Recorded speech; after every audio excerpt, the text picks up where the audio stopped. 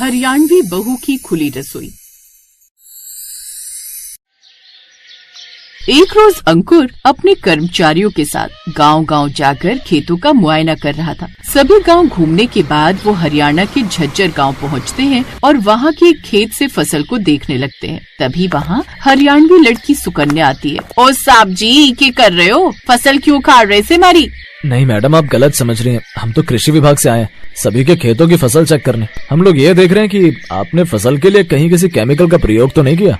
ये कैसी बात करे से साहब? हम जाट से और खेत हमारी जान और शान से, हम इसे कैसे गद्दारी कर सके? इसमें हम ताज़ा ताज़ा भैंसन की खाद डालत है, जिससे फसल अच्छी हो जावत है। ठीक है, कर लो आप अपनी तसल्ली। पहली ही नजर में अंकुर को सुकन्या की हरियाणवी बोली भागे। वो उसका दीवाना हो जाता है। अब वो बार बार किसी न किसी बहाने से उसके यहाँ आने लगता है और अब दोनों को एक दूसरे से प्यार हो जाता है। और फिर कुछ दिन बाद अंकुर अपने घर वालों को मनाकर उससे शादी कर लेता है। लेकिन शादी के अगले दिन ही बहू सूट पहनकर कमरे से बाहर आती है। अरे ये क्या बहू, तूने ये सूट क्यों पहन लिया है? साड़ी क्यों नहीं पहनी? हम हरियाणा वाले जाटों के यहाँ तो कपड़े ऐसे ही पहने जावे हैं। अरे लेकिन लोग क्या कहेंगे? अरे लोगन का तो काम है कहना, मनने की, कहने दो उनको जो कहना है। फिर सुकन्या अपनी पहली रसोई के लिए किचन में गई। हाय दया, ये तो कितनी छोटी रसोई है और बंद भी। हमारे यहाँ तो आंगन में कितनी बड़ी खुली रसोई होत से, यहाँ तो हमारी सांस भी ठीक से ना आवेगी। एक काम करे से खिड़की और दरवाजा खोल देती हूँ। ऐसा कहकर बहू रसोई की खिड़की दरवाजे खोल देती है, जिससे सीधी हवा आती है। ओहो, अब लगी ना ये हमारी गाँव वाली रसोई। तभी उसकी सास वहाँ आ जाती है। बहू बहू, तू क्या कर रही है? अभी तो तेरी मुंह दिखाई भी नहीं हुई और तू यहाँ रसोई का दरवाजा खोलकर क्यों रख दिया? तू जानती है ना हमारी रसोई का ये बाहर वाला दरवाजा सीधे रोड की तरफ खुलता है। ऐसे में आते जाते लोग देखेंगे। अब देखते हैं तो देखने दो, मन्ने की फर्क पड़े से माँ जी। और आप भी लोगन की फिक्र करना छोड़ दो। अब मन्ने ये बताओ कि मीठे में हलवा बना लूं के? हाँ हाँ बना ले। कुछ देर बाद सुकन्या हलवा बनाकर ले आती है, लेकिन उसमें पड़ा घी देखकर वो हैरान रह जाती है। इतना सारा घी बहू, तूने इतना सारा घी इसमें उड़ेल दिया क्या? हमरे गांव में तो सब ऐसे ही घी में डूबी हुई रोटियां खाते हैं माँ जी। देखना, तन्ने भी देसी घी खिला खिलाकर थारी भी सेहत बना दूंगी मैं। सुकन्या बड़ी ही हंसमुख और बातूनी थी। वो अक्सर अपनी बातों से सबका दिल लगाए रखती थी। अब उसकी सास के पास और कोई चारा नहीं था और वो खाना खा लेती है। ऐसे ही दिन बीत रहे थे। सुकन्या की यही आदत थी। वो जब भी खाना बनाती तो रसोई की खिड़की का दरवाजा खोल देती। वो अपनी रसोई को हमेशा खुला ही रखती, लेकिन इससे उसकी सास धनपति को बड़ा गुस्सा आता। वो उसे बार बार मना करती, लेकिन वो उसकी एक नहीं सुनती। फिर एक रोज, राम राम बहुरिया, सब्जी में काका तोल दें?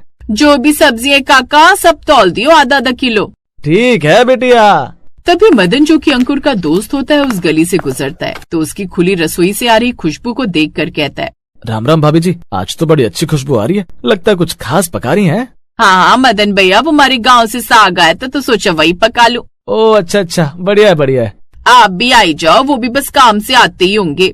ठीक है भाभी, फिर मैं आता हूँ कुछ ही देर में। आज रात का डिनर आपके यहीं सही है। शाम को मदन उनके घर आता है। फिर सब एक साथ खाना खाते हैं, लेकिन अपनी बहू की इस खुली रसोई से वो सब परेशान हो गए थे। फिर एक सुबह सास धनपति देवी ने आंखें खोली तो देखा कि उसकी हरियाणवी बहू फिर से रसोई का दरवाजा खोलकर रसोई बना रही थी। अरे राम राम, आज भी दरवाजा खुला है। इस मुई को तो बिल्कुल भी शर्म ना है, रोज रोज यूं खुले में रसोई बनाने बैठ जाती है। इधर रसोई में सुकन्या तवे पर बाजरे की रोटी सेक रही थी और बाहर से पड़ोस की औरतें साफ साफ देख पा रही थीं। पड़ोसनों को रसोई में झांकते हुए धनपति देवी गुस्से में बोली, बहू ये क्या तमाशा बना रखा है? रसोई कोई चौपाल है क्या? अरे माँ जी, रसोई घर तो भगवान का स्थान होवे, इसमें छुपाने जैसा किसे? और आपको तो घना खुश होना चाहिए। आपकी हरियाणवी बहू की रसोई देखकर तो लोग कितना खींचे चले आवे हैं। अरे पगली, घर की इज्जत भी कोई चीज होती है कि नहीं? यूँ सबको दिखाकर खाना बनाएगी क्या? सच कहूँ माँ जी, तो आपकी इस बंद रसोई में तो ना मारा दम घुटे है। मैं ठहरी हरियाणवी, हमारे यहाँ तो खुले में रसोई बनाने का रिवाज से क्या मजा आवे है जब आंगन में चूल्हा जलाकर गर्मा गर्म रोटी सेकते जाते। हमारी चाची ताई आस पड़ोस की औरतें भी उसकी खुशबू से खिंची चले आवे हैं। अरे तो वो तेरे हरियाणा में होता होगा,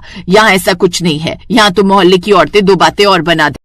फिर बाहर खड़ी कुसुम, चंदा और फूलो आपस में कानाफूसी कर रही थी। आजकल की बहुएं सब दिखावा करती हैं। देखो तो कैसे जानबूझकर दिखाकर खाना पकाती है और घी भी जानबूझकर सामने रखा हुआ है, जैसे कि हमारे पास तो घी होता ही नहीं है। हम तो चुमड़ लोग हैं जिन्होंने घी कभी खाई ना हो। बिल्कुल ठीक कहा तुमने, खुली रसोई खुला दिमाग। पता नहीं धनपति का घर कैसे चलेगा। इसका लड़का अपनी पसंद की हरियाणवी बहू तो ले आया, लेकिन अब इनकी निभेगी कैसे, ये बात तो कोई न जानता। आस पड़ोस की औरतें इस तरह बहू की खुली रसोई देखकर बातें बनाती रहती, साथ ही ताका झाकी करती रहती। सुकन्या का पति अंकुर जब ऑफिस जाने के लिए तैयार होकर आया तो धनपति ने उससे आते ही शिकायतें लगानी शुरू कर दी। अपनी इस हरियाणवी बीवी को समझा ले अंकुर, ये बिल्कुल सुनती नहीं है मेरी बात। रोज मना करती हूँ, यूँ रसोई की खिड़की दरवाजे खोलकर खाना मत बनाया कर, लेकिन इसके कान पर तो जूं तक नहीं रेंगती। हाँ तो मन्ने सर पर जूं कैसे रेंगेगी? हम रोज सरसों का कड़वा तेल लगाते हैं बालों में, मजाल है जूं घुस भी जाए बालों में। मन्ने तो बचपन से ही बड़ा शौक है अपने सिर पर तेल लगाने का।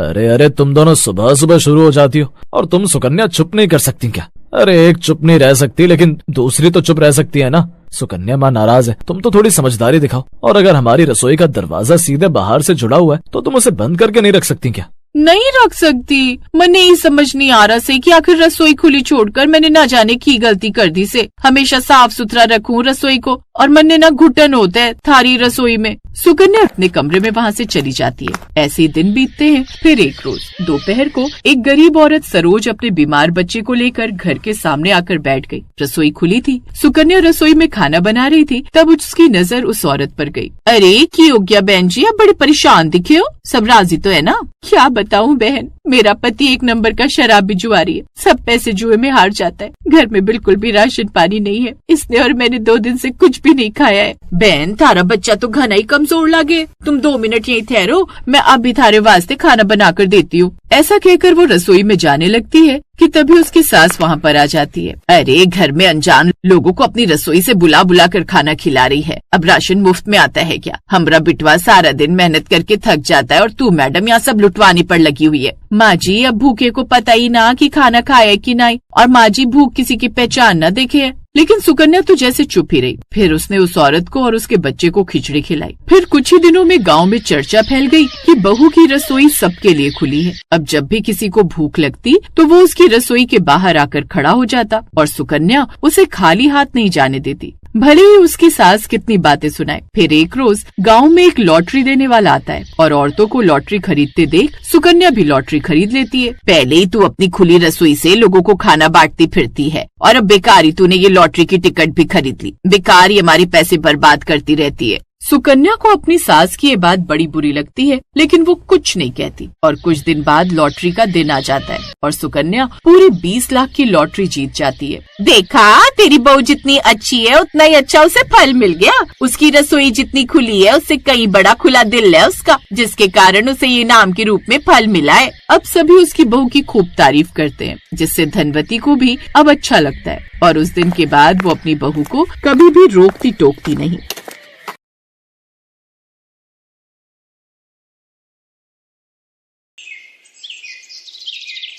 आसमान से तेज बरसात बरस रही थी और सीमा चूल्हे पर बैठी हुई थी। उसके दोनों बच्चे लकड़ी के 2 टुकड़े लेकर चूल्हे को ढकने की कोशिश कर रहे थे। तभी सीमा ने दोनों बच्चों से कहा, बस मेरे बच्चों थोड़ा सा सब्र और कर लो, बस दाल पकने वाली है, उसके बाद हम तीनों मिलकर साथ में खाना खाएंगे। अगर आज तुम्हारे पिताजी होते तो तुम्हें इतना ज्यादा परेशान होने की जरूरत कभी नहीं पड़ती।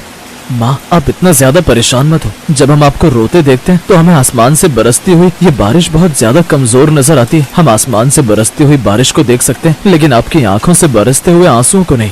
हाँ माँ, अब तो हम भी बड़े हो रहे हैं, हमें आपकी परेशानी समझ में आती है। दादी ने हमें घर में रहने के लिए जगह तो दी है, लेकिन हमारी रसोई हमें नहीं दी है। सिर्फ एक कमरे में हम लोग रहते हैं, और कमरे की दीवारें अगर चूल्हे और आग की वजह से काली पड़ी तो फिर वो हमें घर से निकाल देंगी। इसलिए हमें आंगन की खुली रसोई में खाना बनाना पड़ता है। मेरे दोनों ही बच्चे कितने समझदार हैं। बच्चों जल्दी सब कुछ ठीक हो जाएगा, और हम कुछ पैसे जोड़कर अपने लिए एक रसोई बनवा लेंगे, और जब तुम बड़े हो जाओगे और कमाने लगोगे तो हम अपना एक घर बनाएंगे जहाँ से हमें कभी कोई न निकाल पाए। दरअसल सीमा ने राहुल से लव मैरिज की थी, लेकिन उसकी सास कौशल्या को वो बिल्कुल भी पसंद नहीं थी, क्योंकि कुछ समय के बाद ही राहुल की एक दुर्घटना में मौत हो जाती है, जिसके बाद अब सीमा ही अपने दोनों बच्चों राजू और राजीव की परवरिश किया करती। कौशल्या ने अपने बेटे के देहांत के बाद सीमा को रहने के लिए एक छोटा सा कमरा तो दे दिया था, लेकिन रसोई नहीं दी थी, इसलिए सीमा ने आंगन में ही अपनी रसोई बनाई हुई थी। ऐसे एक दिन कौशल्या अपने कमरे से बाहर निकल कर आती है तो देखती है कि सीमा दाल के लिए तड़का तैयार कर रही थी। तभी कौशल्या ने खांसते हुए कहा, पूरे घर में धुआं धुआं कर दिया है। तुझे अगर खाना बनाना है तो समय से बना लिया कर। हमें यहाँ सांस लेने में भी दिक्कत होती है तेरे खाना बनाने की वजह से। माँ जी, मैं सुबह उठी और मैंने अपने दोनों बच्चों को तैयार करके स्कूल भेजा और पूरे घर का काम करने के बाद अब जाकर खाना बनाने की तैयारी की है। मैं इससे जल्दी और कैसे कर सकती हूँ, आप ही बताइए। आंगन में रसोई है तेरी, लेकिन उसके बाद भी इतना धुआं हो गया तेरी वजह से घर में। अगर तेरी रसोई हमारी रसोई के घर के अंदर होती तब तो तू हमारी पूरी रसोई को जलाकर ही मानती। वैसे भी मेरे बेटे को खा गई। ये बात सुनकर सीमा रोने लगती है और कौशल्या से रोते हुए कहती है, माँ जी, जितना दुख आपको आपके बेटे के खोने का है उतना ही दुख मुझे भी है। मैं इसमें कुछ नहीं कर सकती। अगर आपने अपना बेटा खोया है तो मैंने भी अपना पति खोया है।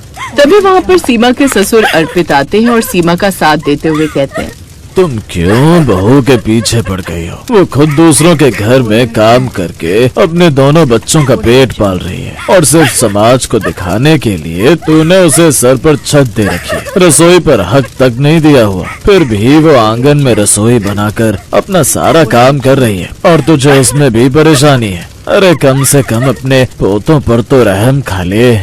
मुझे मत बताइए कि मुझे किसके साथ क्या करना है और किसके साथ क्या नहीं, समझे? इतना बोलकर कौशल्या वहाँ से चली जाती है और अपनी पत्नी कौशल्या का ये बर्ताव देख अर्पित भी कुछ नहीं बोल पाता। तो वहीं सीमा आंखों में आंसू लिए खाना बनाती रहती है क्योंकि उसे अपने दोनों बच्चों का पेट भरना था जो कि स्कूल से आने वाले थे। ऐसे ही एक दिन उसके दोनों बच्चे खुशी खुशी घर आते हैं और उसे बताते हैं, माँ, मेरे 12वीं में 90% नंबर आए हैं और पूरे स्कूल में मेरी बहुत तारीफ हुई। गांव में भी हर कोई मेरी बहुत तारीफ कर रहा है और कह रहे हैं कि अखबार में मेरी फोटो भी आएगी। और माँ, मैं भी 10वीं में फर्स्ट आया हूँ। ऐसे ही हम लोग अच्छे से पढ़ाई करेंगे तो आपकी सारी परेशानियाँ दूर हो जाएंगी और उसके बाद माँ, आपको आंगन में रसोई नहीं बनानी पड़ेगी। माँ, आपसे एक बात बोलूं, अगर आप बुरा ना माने तो। कैसी बातें कर रहे हो मेरे बच्चों? तुम दोनों तो मेरी आंख का तारा हो। मैं तुम दोनों की बातों का बुरा कैसे मान सकती? बताओ क्या बात है? माँ, हमने पूरे साल बहुत मेहनत से पढ़ाई की है और इतने अच्छे नंबर पाए हैं। हम दोनों का रास्ते में हलवा खाने का बहुत मन कर रहा था। आप हमारे लिए सूजी का हलवा बना दो ना। अगर सूजी का हलवा नहीं है तो आप हमारे लिए आटे का हलवा बना दो। अरे मेरे बच्चे, उसमें गुस्सा होने वाली क्या बात है? तुम दोनों ने मेरा नाम रोशन किया है और अपने दादा दादी का भी, इसलिए मैं अभी तुम्हारे लिए हलवा बना कर लाती हूँ। तुम लोग बिल्कुल भी परेशान मत हो। इसके बाद सीमा चूल्हे पर हलवा तैयार कर देती है और उसके बाद कुछ काम करने के लिए वहाँ से थोड़ी देर के लिए हट जाती है। तभी कौशल्या की नजर चूल्हे पर चढ़े हुए हलवे पर जाती है और वो जानबूझकर चूल्हे में पानी डाल देती है और कहती है, बड़ी आई उन्हें हलवा खिलाने वाली, न जाने ये खुद को समझती क्या है। अब मैं भी देखती हूँ इस घर में हलवा कैसे बनता है। थोड़ी देर बाद जब सीमा आती है और देखती है कि चूल्हे पर पानी गिरा हुआ है तो ये देखकर वो बहुत दुखी होती है और उसकी आंखों में आंसू भर आते हैं और वो कहती है, राम जी, अगर आज आप जिंदा होते तो मुझे इतनी सारी परेशानियों का सामना नहीं करना पड़ता। माँ जी भी मुझसे खुश रहती। अब मेरे दोनों बच्चों का हलवा खाने का बहुत ज्यादा मन कर रहा है, मैं क्या करूँ? और ऐसे ही दिन गुजरते हैं। अब जहाँ राजीव कॉलेज के साथ पार्ट टाइम जॉब करने लगा था तो वहीं राजू 12वीं में आ चुका था। एक दिन राजीव कुछ पैसे लेकर घर आया और अपनी माँ के हाथ में देते हुए कहने लगा, माँ, ये पैसे मैं आपके लिए लेकर आया हूँ। मैंने कॉलेज के साथ पार्ट टाइम जॉब करके ये पैसे कमाए हैं। अब हम कहीं किराए पर रहेंगे जहाँ पर भले ही रसोई छोटी होगी लेकिन हमारी खुद की एक रसोई होगी और आपको इस तरह दादी से परेशान होकर आंगन में रसोई बनाकर खाना नहीं बनाना पड़ेगा। सीमा की भी आंखें अपने बेटे की ये बात सुनकर भर आती हैं, जिसके बाद वो अपने ससुर का घर छोड़कर किराए के घर में शिफ्ट हो जाती है। अब कौशल्या के आंगन में सीमा का गरीब चूल्हा बेजान पड़ा हुआ था और कौशल्या कुर्सी लगाकर आंगन में बैठी हुई थी कि तभी उसके पति अर्पित ने आकर उससे कहा, अब तो खुश होना तुम कौशल्या। तुमने हमारी बहू और पोतों को इतना परेशान किया कि बहू अपने दोनों बच्चों को लेकर यहाँ से चली गई है और तुम्हारी रसोई और तुम्हारा आंगन दोनों ही सूना पड़ा है। मैं बिल्कुल खुश नहीं हूँ जी। जब तक वो यहाँ रही मैंने उसे परेशान किया। कभी उसकी आंगन में बनी हुई रसोई में चूल्हे पर पानी डाल दिया तो कभी उसके मसाले में मिलावट कर दी। ये सब करके मैं समझती थी जैसे मैं अपने बेटे की मृत्यु का बदला ले रही हूँ, लेकिन ऐसा कुछ भी नहीं था। मैं सिर्फ अपनी ईर्ष्या और जलन को शांत कर रही थी। पर जब आज वो लोग यहाँ नहीं है तो मुझे उनकी कमी महसूस हो रही है। अगर तुम्हें अभी भी अपनी गलती का एहसास हो गया है तो जाओ और अपनी बहू और पोतों को वापस लेकर आओ। क्या पता तुम्हारे बुलाने से वो सभी वापस आ जाएं और हमारा आंगन फिर से हरा भरा खिलखिलाने लगे। इसके बाद अब कौशल्या उसके किराए के मकान पर जाती है, जहाँ सीमा अपने दोनों बच्चों के साथ रह रही थी। सीमा ने आज पहली बार रसोई के अंदर खाना बनाया था। उसने सब लोगों के लिए दाल, चावल, चोखा और हलवा तैयार किया और सभी लोगों को परोसा। तभी दरवाजे पर दस्तक हुई और दरवाजे पर खड़ी हुई कौशल्या ने कहा, तुम तो यहाँ आकर अपनी रसोई को रोशन कर चुकी हो, लेकिन मेरे घर के आंगन की रसोई तो सूनी पड़ी है ना बहू। कौशल्या को अपने घर में देखकर राजीव और राजू के साथ सीमा भी हैरान हो जाती है और कौशल्या घर के अंदर जाकर उनसे माफी मांगते हुए कहती है, मैंने तुझे बहुत परेशान किया बहू, जबकि राम तो इस दुनिया से गया, उसमें तेरी कोई गलती भी नहीं थी, मुझे माफ कर दे। माँ जी, आप मुझसे बड़ी हैं, आपने मुझे भले ही रसोई में मेरी जगह ना दी हो और मुझे आंगन में रसोई बनानी पड़ी हो, लेकिन मैं ये बात सुनकर बहुत ज्यादा खुश हूँ कि अब आपने मुझे अपने सच्चे दिल से अपना लिया है। माँ, दादी ने आपको इतना परेशान किया और बार बार आपकी रसोई और चूल्हे को खराब करने की कोशिश की, फिर भी आप उन्हें माफ कर रही हैं। माँ, दादी गंदी है, हम उनके साथ नहीं जाकर रहेंगे, वो अभी आपको प्यार से ले जाएंगी और फिर से आपके साथ में वही सब करेंगी। नहीं मेरे बच्चों, बड़ों के बारे में ऐसा नहीं बोलते, हमें हमेशा बड़ों का आदर सत्कार करना चाहिए। सीमा को एहसास हुआ कि कौशल्या को अपनी गलती समझ में आ गई थी, जिसके बाद राजीव और राजू भी सीमा के कहने पर वापस कौशल्या के घर जाकर रहने के लिए मान गए और उसके बाद सीमा के लिए आंगन की बनी हुई रसोई अब रसोई घर में बदल गई, जिसमें सीमा अपने सास ससुर और दोनों बेटों के लिए खाना बनाया करती और खुशी खुशी रहा करती। Thanks for watching.